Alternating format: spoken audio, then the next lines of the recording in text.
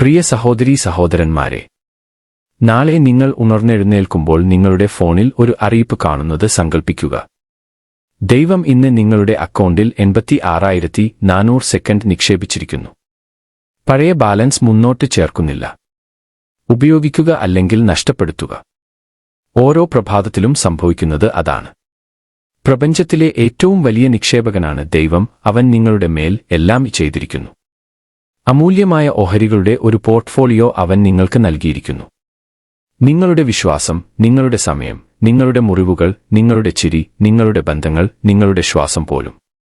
കുരിശിനെ വിലമതിക്കുന്ന ഒരു പുഞ്ചിരിയോടെ അവൻ പറയുന്നു, ഞാൻ തിരിച്ചുവരുന്നതുവരെ ഇവയുമായി വ്യാപാരം ചെയ്യുക. ഞാൻ നിങ്ങളെ വിശ്വസിക്കുന്നു.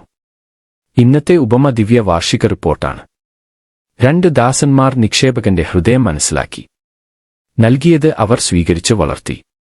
ഒരാൾ തന്റെ പൗണ്ട് 10 മടങ്ങ് വർദ്ധിപ്പിച്ചു, മറ്റൊരാൾ 5 തവണ വർദ്ധിപ്പിച്ചു. യജമാനനെ ആകർഷിക്കാൻ അവർ അത് ചെയ്തില്ല. അവൻ നല്ലവനാണെന്ന് അവർക്കറിയാവുന്നതുകൊണ്ടാണ് അവർ അത് ചെയ്തത്. നന്മ കൈമാറാൻ അർഹതയുണ്ട്. 3-ാമത്തെ ദാസൻ നിക്ഷേപകനെ ഒരിക്കലും മനസ്സിലാക്കിയില്ല. ഒരു ആഡംബര പിതാവിനു പകരം ഒരു കർക്കശക്കാരനായ ഓഡിറ്ററെയാണ് അവൻ കണ്ടത്. അങ്ങനെ അവൻ ഒരു കുഴി കുഴിച്ചു, സമ്മാനം ഭയത്തിന്റെ തുണിയിൽ പൊതിഞ്ഞു. അത് ലഭിച്ചതുപോലെ തന്നെ തിരികെ നൽകി. വന്ധ്യം, ഫലശൂന്യം, സന്തോഷമില്ല. ദുരന്തം എന്തെന്നാൽ അവൻ പണം നഷ്ടപ്പെട്ടു എന്നല്ല, അവൻ ഒരിക്കലും സ്നേഹിക്കാൻ തുടങ്ങിയില്ല എന്നതാണ് ദുരന്തം. എന്റെ സുഹൃത്തുക്കളെ, ദൈവരാജ്യം ഒരു സേവിങ്സ് അക്കൗണ്ടല്ല. ചരിത്രത്തിലെ ഏറ്റവും ധീരവും അശ്രദ്ധവുമായ ബുൾ മാർക്കറ്റാണിത്. അതിന്റെ കറൻസി സ്നേഹമാണ്. അവിലയിലെ വിശുദ്ധ തെരേസ എല്ലാ ദിവസവും രാവിലെ പ്രാർത്ഥിക്കാറുണ്ടായിരുന്നു, കർത്താവേ, ഇന്ന് നീ എന്നെ എന്തു ചെയ്യാൻ ആഗ്രഹിക്കുന്നു? അതൊരു ജ്ഞാനിയായ നിക്ഷേപകന്റെ ചോദ്യമാണ്. ലിസിയൂസിലെ വിശുദ്ധ തെരേസ ഓരോ ചെറിയ ത്യാഗത്തെയും ആത്മാക്കൾക്കുള്ള ലാഭവിഹിതമാക്കി മാറ്റി.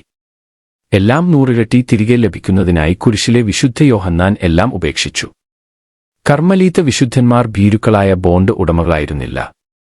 അവർ കൃപയുടെ ധീരരായ സംരംഭകരായിരുന്നു.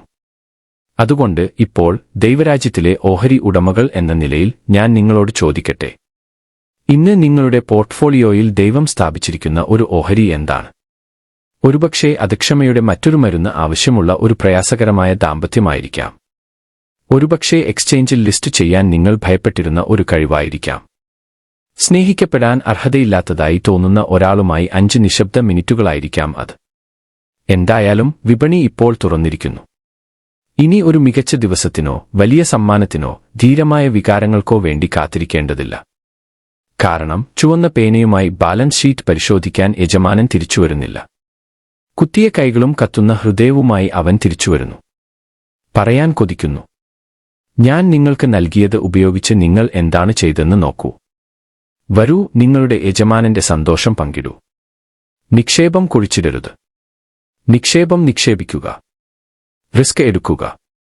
അതിനോട് സ്നേഹം കാണിക്കുക. മാർക്കറ്റ് മണി മുഴങ്ങുന്നു. ഇന്ന് ഞങ്ങൾക്ക് ഉറപ്പുള്ള ഒരേയൊരു വ്യാപാര ദിനമാണ്. തെരേസയെപ്പോലെ ക്രൂശിക്കപ്പെട്ട നിക്ഷേപകനെപ്പോലെ നമുക്ക് എല്ലാം സ്നേഹത്തിനു വേണ്ടി വിൽക്കാൻ ധൈര്യപ്പെടാം.